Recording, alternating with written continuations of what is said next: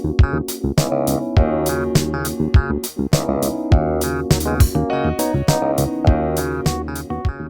morning, Maciej. How are you doing today? Good morning, Enrico. Very nice to see you. I'm excited about many stuff which are happening right now in my personal life. Still, the buying of the house is the the biggest excitement, I guess. Other than that, I'm curious. What do you have for me today? Wow, the episode of today is a bit tougher than usual, and I have a note. So if you see me looking around, that's the reason. It was a kind of a difficult week for me and for my team in general because we had to let one person go. And this is kind of a big touching experience. We always think that the manager's life is easy, right? What are they doing, these managers? But then when you end up in this situation, it's kind of horrible, right? As a manager, you feel you failed and you let somebody behind, even if there might be a reason, right? Or there are for sure reason for that. But then I feel it's always so easy to say and point the finger and say, he did this, he did that, right? But I cannot change other people, right? But what I can change or try to change is myself, and I can maybe try to change my organization. So in this heartbreaking moment that is impacting myself, it has been reflected on my family, our team, this person and his own family. I wanted to stop and try to understand what could I have done differently, right? And so the topic for today is about setting expectation. And I feel like when you miss to set expectation, you create like a gap between what you expect from the person and what the person think that they should provide. And when this gap is there and nobody is closing it, then you diverge, and then you end up in a point where, I was thinking you would do this, and on the other side and is like, yeah, but I was thinking that I should be doing that, right? And so I have been reflecting on how much it is important for an organization and for us as people, manager, but I think everywhere, right? Like as friend, as a lover of our wives, setting expectation is one of the most crucial part, and communicating them and making sure that they continue to be aligned is an even more important aspect of this. So setting expectation means creating a boundary, right?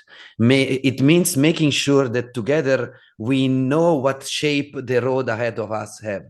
And when we make sure that this happen, we can go together along the journey. We can travel the same road and make sure that I don't end up in New York and you end up in Berlin, right? And so this is something that I felt was probably missing as on my current company. For example, we don't have anything related to engineering ladder. So when I say senior and you say senior, we have a different view of what a senior is. And this leads to all kind of unexpected result, because I expect you to be dedicating your time on some things and you probably are expecting something different. So I feel like as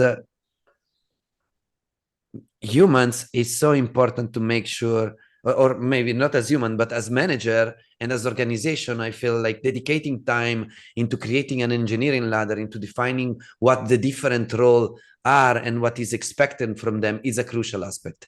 And you cannot go away from this. Like going outside this step will mean that you are not going to have clarity, will mean that your engineer will not be sure of what they need to focus on. It means that you cannot draft a career path. You cannot enable your engineer to grow because they don't know in which direction to grow. And so there are a couple of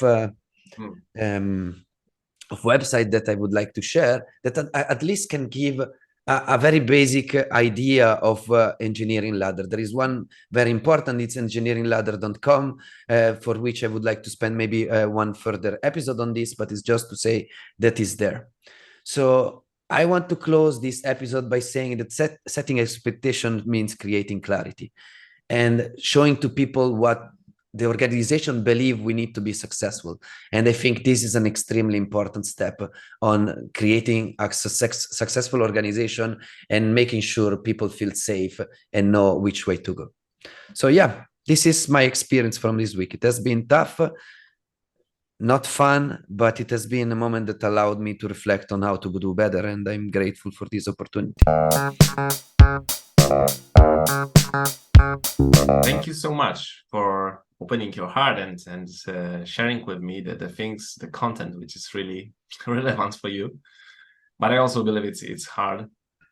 When I was listening to you, really a lot of things open in my mind, and I guess the communication topic in general is one of the main topic of my life. Especially since I'm married, but it's not only like that, but it's like, you know, the main field when you can train is for the rest of your life.